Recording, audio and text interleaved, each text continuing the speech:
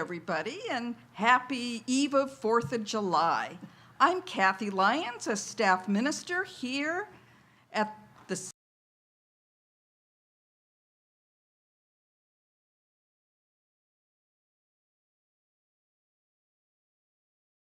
station tonight, Nancy Shriver. Hello, and so we'll start tonight, like we usually do, lighting the flames of faith. And we light the first candle for the Tao, honoring the universal path of harmony and equilibrium, the natural way. I want to stand so I can see how Kathy, I want to be in sync with you, Kathy. So we light the second candle for the shamanic traditions, honoring the beliefs and practices of all indigenous peoples, the way of primal spirituality. We light the third candle for Hinduism, honoring the path of knowledge, action, and devotion. We light the fourth candle for Judaism, honoring the ethical path of living by sacred law. We light the fifth candle for all forms of Buddhism, honoring the Four Noble Truths and the path of compassion. We light the sixth candle for all forms of Christianity, honoring the Christ consciousness as the path of love. We light the seventh candle for all forms of Islam, honoring the path of submission to the will of God as the highest calling. We light the eighth candle for the universalistic religion of Baha'i, honoring the path of unity and peace. We light the ninth candle for all forms of New Thought, honoring the metaphysical path of mental healing through the practice of universal spiritual principles.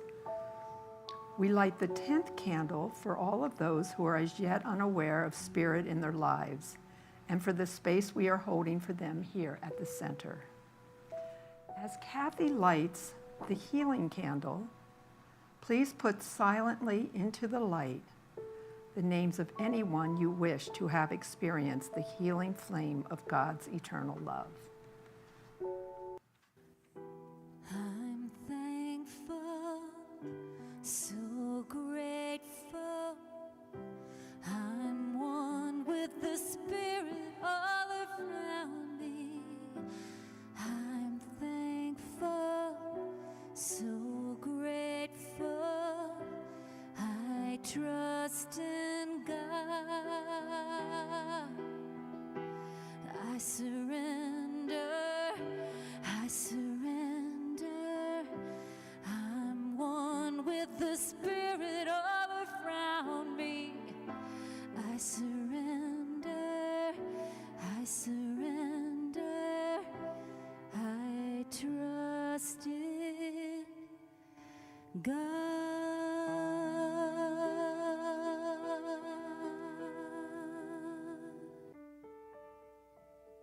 So join me, please, as I speak in the first person for everyone here and online.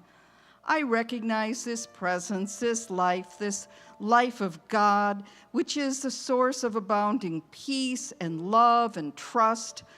And I am one with this presence of God. So God expresses through me as peace and love and trust. And I know right now as I declare that this evening is a perfect idea in the mind of God, that as Nancy does our meditation, that I just feel that inner peace and trust, knowing that all is well in my life. And as I celebrate the freedom that I have to make choices in my life, just as we celebrate the freedom this weekend of our country. And so I am so grateful right now, so deeply grateful for Nancy, for Resident on the sound, and for everyone here and watching online. And so I release my word to the law. I know it is done. I know it is so. And together we say, and so it is. Good evening again. Tonight I would like to share from the Science of Mind textbook on page 617 The definition of peace, how they define it in the glossary. Peace, a state of inner calm, an inner calm so complete that nothing can disturb it. And so I related to this past week. On the weekend, I had my sense of inner peace challenged because I got in a minor car accident. I'm fine. I have some minor damage to the car. I'm not hurt. The other driver wasn't hurt. But it still gave me a feeling of unsettled. Everything turned out fine. I turned in the claim to the insurance. I took it to the body shop to have everything fixed.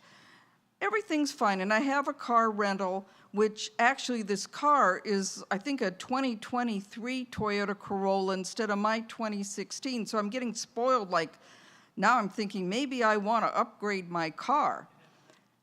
But anyway, I still have been feeling a little unsettled. It's like when I was driving, I feel a little hyper-vigilant. And then there was like, what if? What if I'd taken a different street? Maybe this wouldn't have happened. But yet I needed to let go of all that I needed to realize that whatever's going on, I need to cultivate that inner peace and not let that monkey mind of shoulda, woulda, coulda go on and interfere with my well-being. And one of the first things I did too on Saturday was I emailed our practitioner corps to do spiritual mind treatment for me, because sometimes a practitioner, when I can't see the inner peace and the perfection and everything, that I call a practitioner. And so then I was able to calm down and feel more settled. And this is one pitch that I will make for our practitioners on Sunday. If you need a practitioner for a 2-minute tune-up, feel free to see any of us, or you can go online to find a practitioner as well. Because a practitioner can know for me what I maybe can't yet know for myself. We all have one mind, we're all interconnected, and so having people feeling peace for me, that helps me feel a sense of calmness. So Louise Hay says, the power is in the present moment. So I can let go of what happened this weekend and focus on the present moment of peace and trust and knowing all is well. And so it is.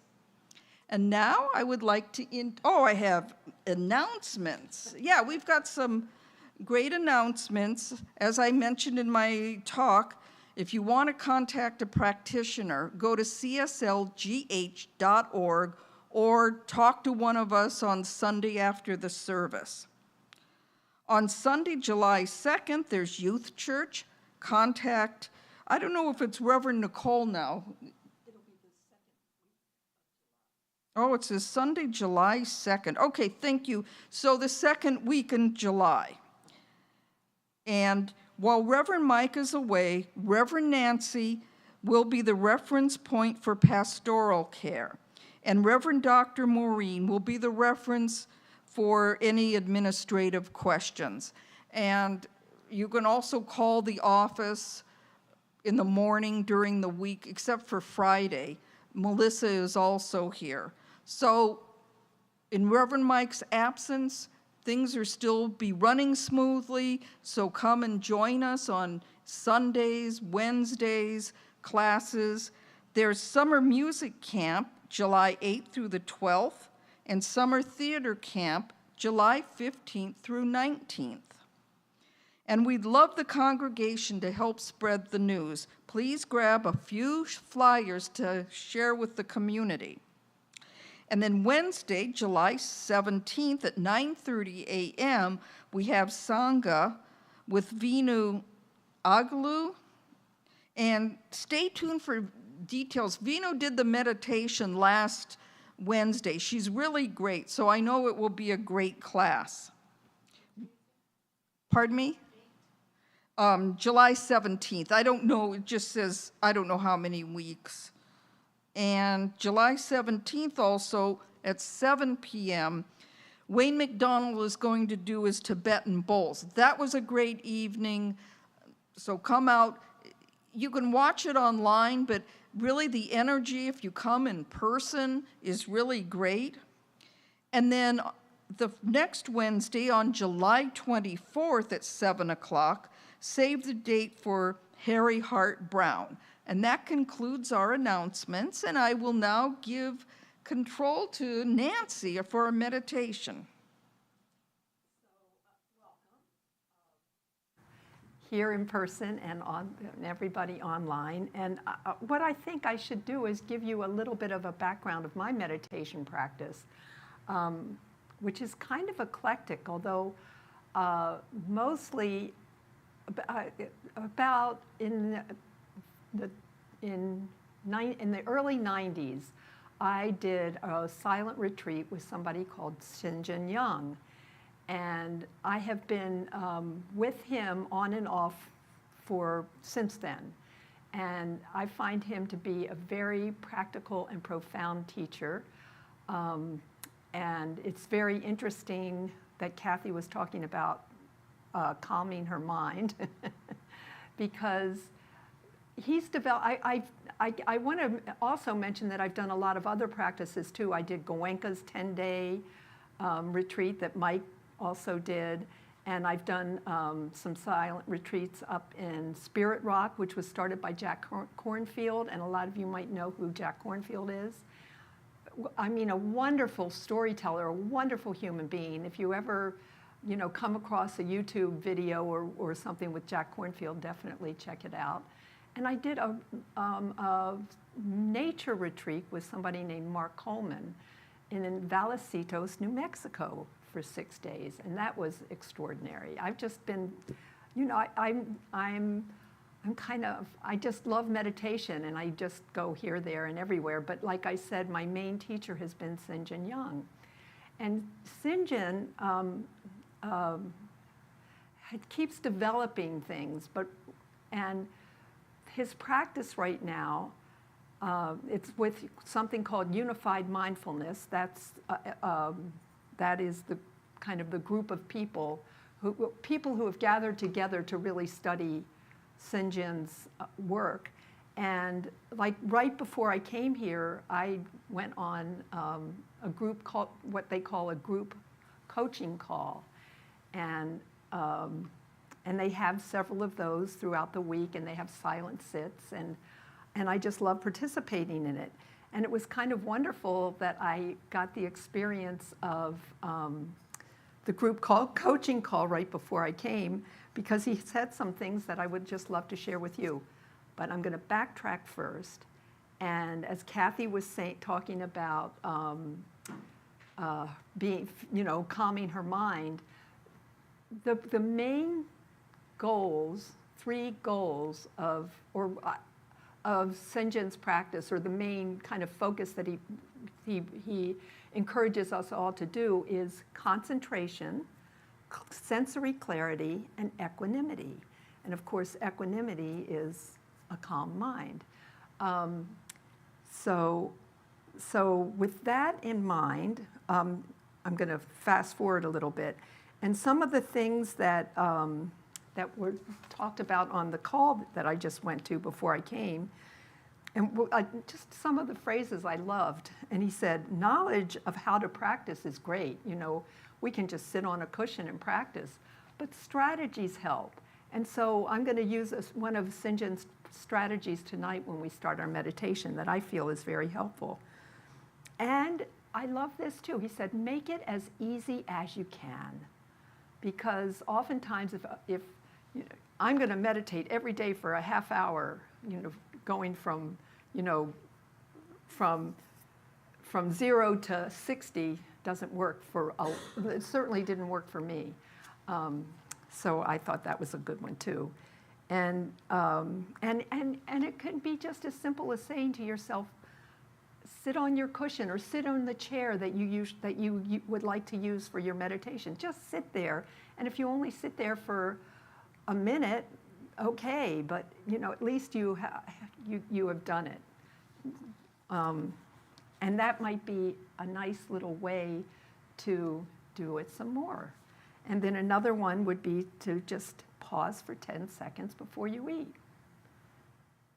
And this was a good one too, that remind yourself of the benefits. And I mean, what could be more beneficial than to calm our minds down and to just feel a little bit more at peace? Whoops, I'm not used to this. I just banged on the microphone. To calm ourselves. Do you guys hear that? Okay, I won't do that again. You know, to calm ourselves down and actually, I'm going to read a quote from one of my favorite books, which is from Thich Nhat Hanh. I'm kind of thinking that most people might know who he is, but in case you don't, he was a Vietnamese monk who was exiled from Vietnam because he wouldn't take sides in the war, and he was a little outspoken about peace, about trying to find peace and having people talk to each other. So he was exiled, and he set up a retreat center in France. And he was world-renowned. He actually was nominated for a Nobel Peace Prize by Martin Luther King. But this is a wonderful book that when he was in exile, it's called The Miracle of Mindfulness that he wrote. And I have this by my bedside. I just love, picking it up and reminding myself some of the things he said. And so I'm going to read a quote from him, just a really simple quote that I think juxtaposes with Senjen's practice really well, and the practice that I'm going to encourage us to do tonight. Someone might well ask, is relaxation then the only goal of meditation? In fact, the goal of meditation goes much deeper than that. While relaxation is a necessary point of departure, once one has realized relaxation, it is possible to realize a tranquil heart and a clear mind.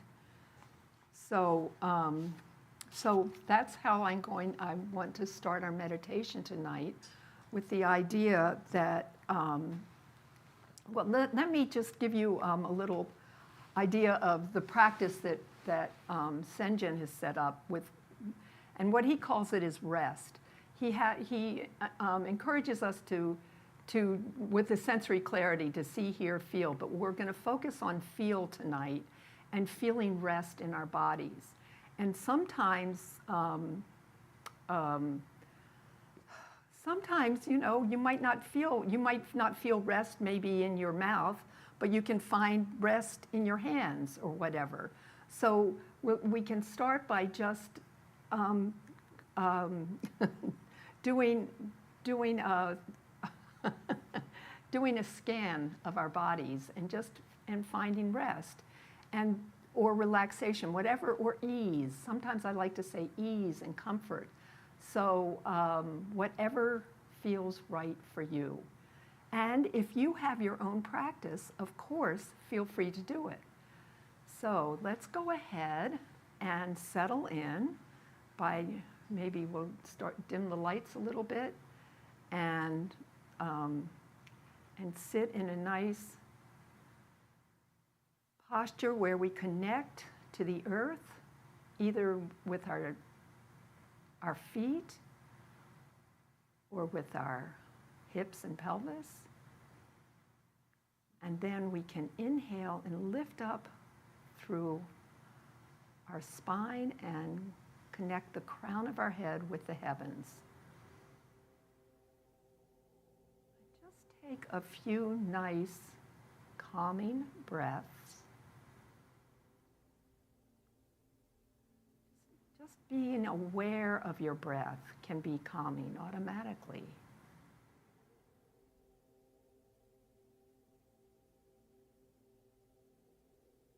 And then perhaps allow your breath to be a little bit slower, a little bit deeper, but maintain that feeling of ease.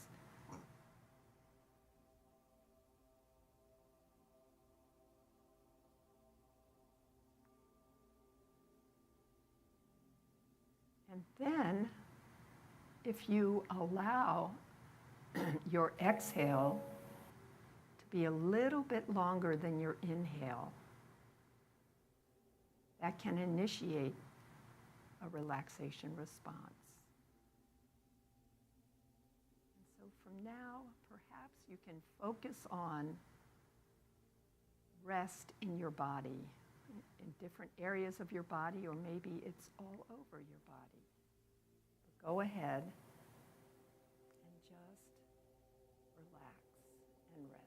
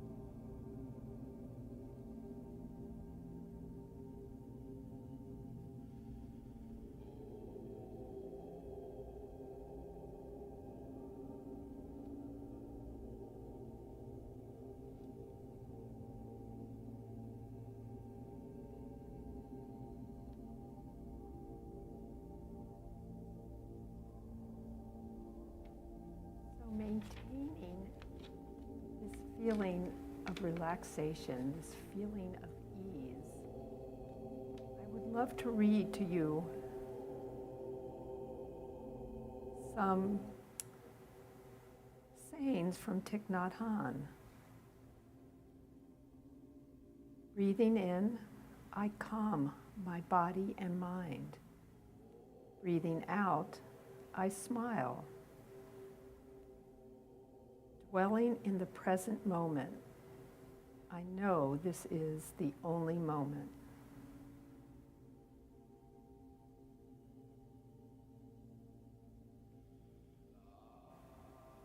The mind can go in 1,000 directions, but on this beautiful path, I walk in peace with each step.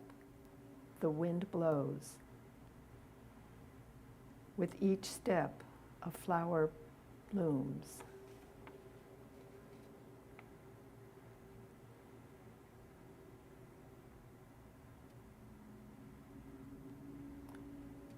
Because of your smile, you make life more beautiful. Every breath we take, every step we make can be filled with peace, joy, and serenity.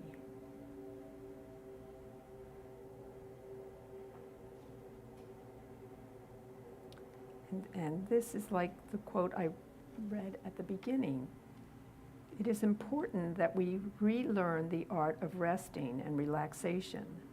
Not only does it help prevent the onset of illness from chronic tension and worrying, it allows us to clear our minds, to focus and find creative solutions to problems. Sometimes your joy is the source of your smile, but sometimes your smile is the source of your joy.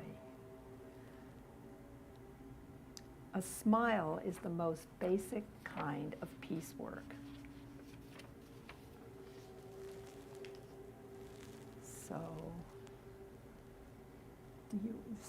So Kathy will come on up now. Thank you all so much. Well, actually, and before you speak, I'd like to just really thank everybody, Renzin, for helping me figure this out, and to all of you who are here and who are online.